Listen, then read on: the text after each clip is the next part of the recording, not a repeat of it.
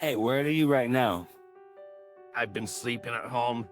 Um, Sleeping at home. There's no sign of my husband at our home, where I am now. Oh, he's lying to me. Um, The story goes back to when I was pregnant with our first child. My name is Ashley. I was finally expecting our first child in our second year of marriage, just 1 month to go until my due date. I'm 9 months pregnant. Well, I'm excited about the birth. I can easily imagine the confusion of going through childbirth and child rearing for the first time. Äggskaten itself. I had planned to go back to my parents' house this weekend to have them help me out for a while. I mentioned the idea of going back home to my husband during the stable period of my pregnancy, but I thought he'd probably forgotten, so I brought it up again today. Then, while lazily watching TV, my husband said, "Going back to your parents?" I think you mentioned something about that. If you're going, why not just go? Every 6 years to clicking pack, and not gonna have any trouble without you here. awesome. So I'm going back this weekend. Here I'll be giving birth next month, and I'm planning on staying for a month or two afterwards, so I guess I'll be, back in about 3 months. Please, make sure the room is clean and ready for the baby. all right. Oh, and I can't see you up this weekend because I have to work. Actually, after, I had hoped at least he would accompany me to the station, but that hope was quickly crushed. I knew he was a workaholic. He often goes to work even on weekends, always seeming busy. But I wish he could spare a thought for how difficult it's going to be for me, heavily pregnant and carrying a lot of luggage, to navigate the trains. Well, I understand that he's busy. I do get lonely sometimes. I don't want our baby, who will be born soon, to feel lonely. Moreover, I've been feeling anxious about whether we will be able to raise our child together at this rate. Here's the truth, not just my child. When did he become so cold? With these complex feelings, I started packing. Since there was still time before I went back to my parents' house, I decided to send my luggage other than valuables by home delivery service. I, who had been hoping to welcome the baby to a clean house, had cleaned from corner to corner when I started maternity leave a little early. They say that women develop a nesting instinct when they become pregnant. I prepared a baby bed and secured a space for the baby, and I was excited about starting a new life as a family of 3 when I came back in 2.5 months. But my sloppy husband kept dirtying the places I had cleaned. Maybe I was the one to blame for cleaning too early, but regardless, he seemed to have not lost his sense of living alone at all. He would leave half-drunk bottles of drink scattered around and left cardboard boxes, used for packaging the stuff he bought online, opened and left unattended. But come to think of it, I realized that I had never seen my husband cooking or cleaning since we got married. Despite the fact that I kept tidying up, things were only getting more disordered, and I started worrying about whether the house would be okay while I was away. But then again, the time of childbirth was imminent. The weekend arrived in a flash, and I headed to my parents' home. On the other hand, my husband really went to work without seeing me off. while relaxing at my parents' home. I was keeping in touch with my husband fairly well. We had email exchanges every day, and I would call him about once every 3 days. But gradually, my husband started not answering my calls more frequently. When I asked him, "You haven't been picking up the phone lately. But are you busy?"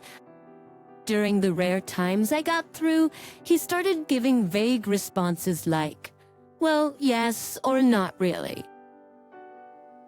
"You're not cheating on me, are you?" I heard that many men cheat when their wives are pregnant. No, why would I do that? It's annoying to be doubted. You see, on the phone, my irritated husband made me feel cautious, and I quickly apologized, saying, "So sorry." It's not good for mental health to have such unnecessary worries while nurturing a precious child in my belly. I must trust my husband. I decided so. Then, a few weeks later, my labor pains started. While I was preparing for admission to the hospital, I called my husband. I felt embarrassed to show my pained expression as I endured labor, but I wanted him to be there at the moment of birth at least. Surely, my husband would also be moved by the birth of our child.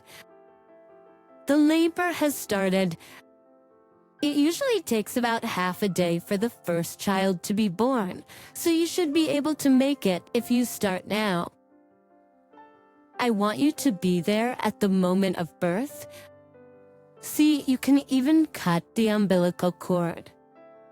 When I said so, my husband let out a sigh of annoyance. "Babe, what, you want me to come by train right now?" "Sorry, I'm tired too, so I can't. I have work tomorrow too."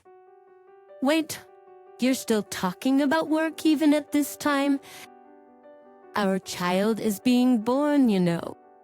Is work still your priority?" "Shut up. There's no replacement for my job. This is the moment our child is born. It's not going to happen again. Like I said, there's no replacement for me. If I don't do it, the work won't go around. Can't you understand that? I'm cutting the call because I'm busy."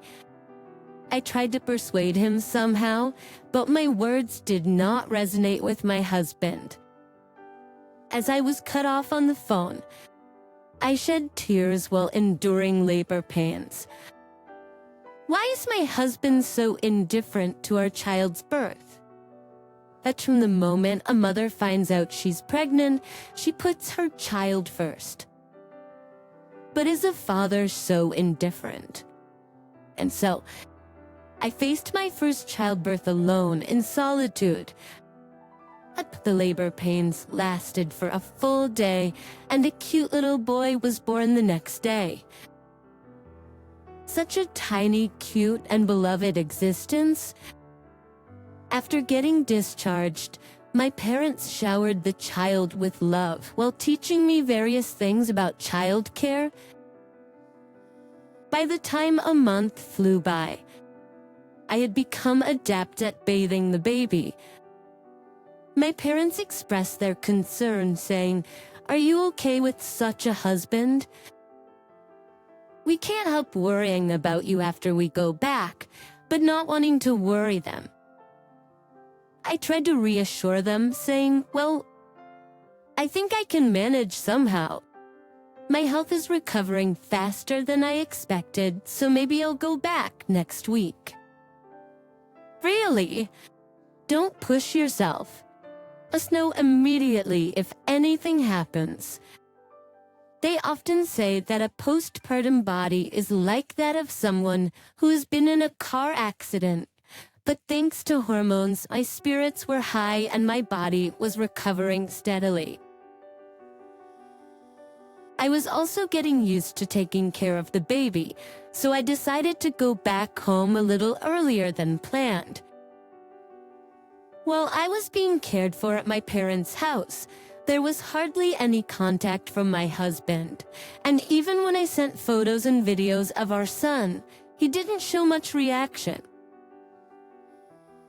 I guess a parental heart probably sprouts as one actually raises the baby, and perhaps a sense of being a father wouldn't come up until he interacts with the baby. That's how I thought. I was trying to keep myself going with that thought. I decided to have my parents drop me off at home. I didn't tell my husband that I was coming home, but he should be at home since it's his day off today. I wondered what his reaction would be when he saw our child for the first time. Would my child like our home? After a few hours' drive, we arrived home. I carried my son while my parents lugged our luggage, and I unlocked the door. But what welcomed us was a dark and silent room. We're home.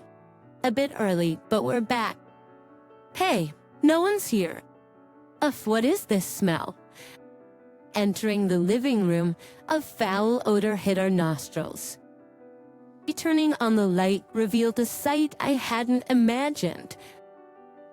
The room was in a state of disarray, reminiscent of a garbage dump.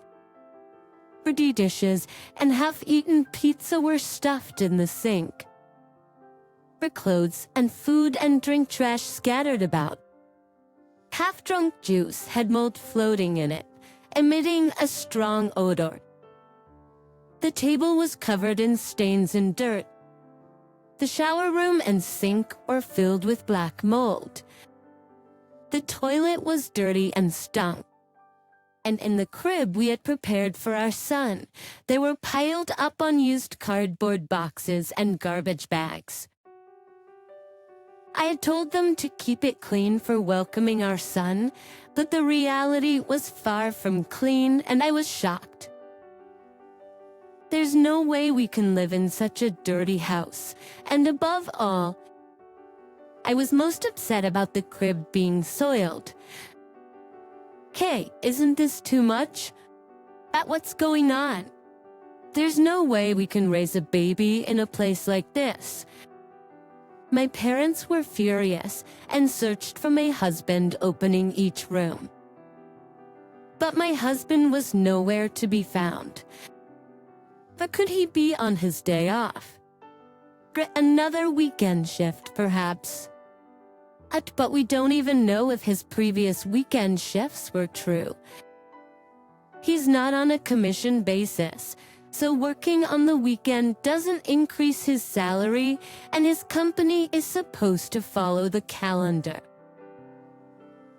I had honestly been doubting him, always disappearing on the weekends. Let's try calling him. There was no way we could stand in such a cluttered room anymore, so I evacuated my bewildered parents outside for a moment and called my husband. But he didn't answer. Finally, my husband answered the phone when I called for the third time.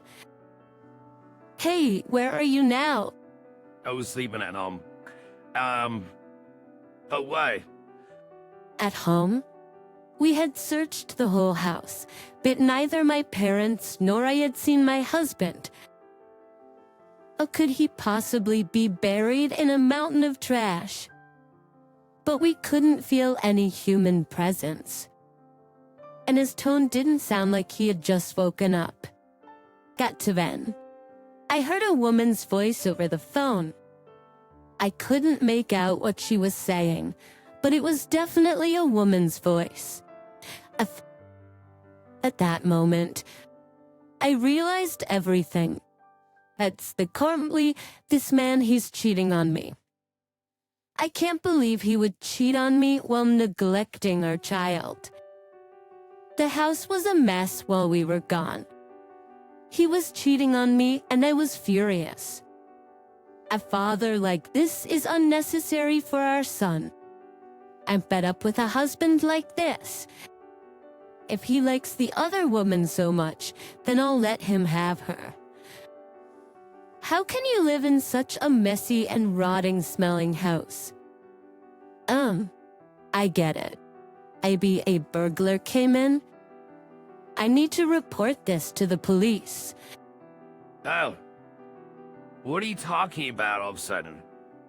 Into my anger escalated at my confrontational husband, and I raised my voice. You're the one lying about sleeping at home, aren't you? Stop playing dumb. It's absolutely unacceptable to turn the crib into a garbage dump. I'm not coming back to this house. We're getting a divorce. I said this rapidly and hung up the phone. After that, I actually reported to the police that we were victims of burglary to punish my husband. I told my parents and son to go back to my parents' house first, and I waited for my husband in front of the house. Then the police arrived before my husband did. We invited them into the house as if I were welcoming guests, and soon after, I saw my husband coming this way. Unbelievably, there was a woman walking alongside my husband. My husband approached me with a face that seemed to say, "This is bad." Hey, you weren't supposed to be back until next month. But who is she? The woman standing next to him was glaring at me, arms crossed. In spite of running into his mistress, I felt strangely calm. I decided to ask the woman some questions. Much as it turned out, my husband had been meeting her while concealing the fact that he was married. I was so disgusted with my husband that I didn't know how to react anymore. Oh, so hey, at least hear me out. My husband tried to grab my shoulder in a fluster, but I slapped his hand away, not wanting him to touch me. Don't touch me. Oh, it's repulsive. All the police are checking the room right now. I hope you feel embarrassed having them scrutinize the mess you've made. I'm leaving now. It was Tez. He can explain it, please. Goodbye. Ignoring them with a parting shot, I headed back to my parents, leaving my husband and the woman in a daze. There were numerous calls from him, but of course, I did not answer. I finally decided to respond that night. Apparently, he had explained the situation to the police, and he returned home with a troubled look. The police, pinching their noses against the foul smell and struggling to move around the room, must have been quite embarrassing for him, but he brought it upon himself. After being dumped by the woman he had been lying to, all that was left for my husband was his shame and a house in shambles. Decided. Come on. Aishin, I'm sorry. That. I've been looking forward to seeing our son. If he truly felt sorry, he should have at least come to my parents' house. Thinking that he can apologize over the phone and everything would be fine shows what a terrible person he is. I can't imagine spending the future with him. Even though you never showed any interest before, you suddenly care. Only sense that you weren't even there when I gave birth despite me asking you to come several times. Well, I thought you knew that I would. I'll clean up the room. I can't do household chores without you. I can imagine my husband getting more desperate and breathless on the other end of the line as I continue to reject him. No matter how much you beg, it's not happening. You should have kept that woman. But that was just a fling. It was a momentary lapse, so, you're the only one for me.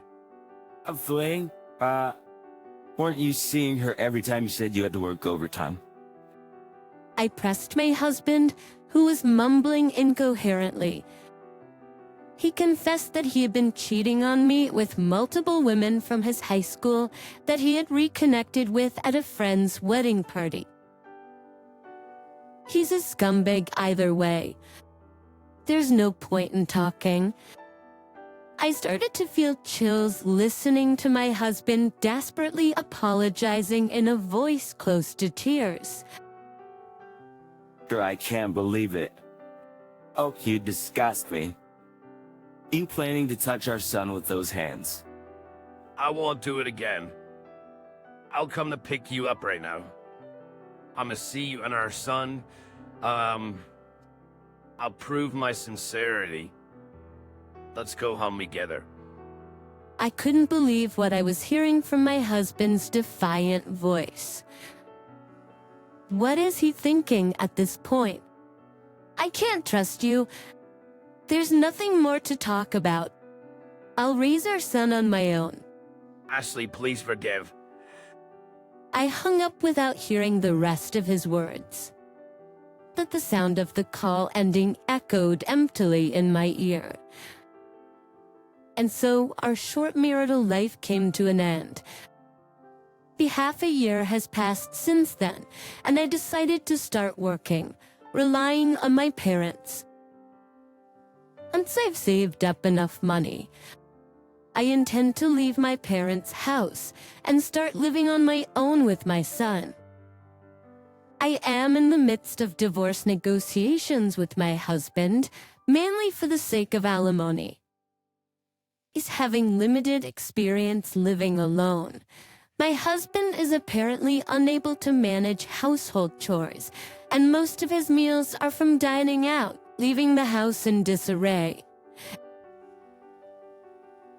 However, that's no longer my concern. I will do my best, expressing my abundant love for my son.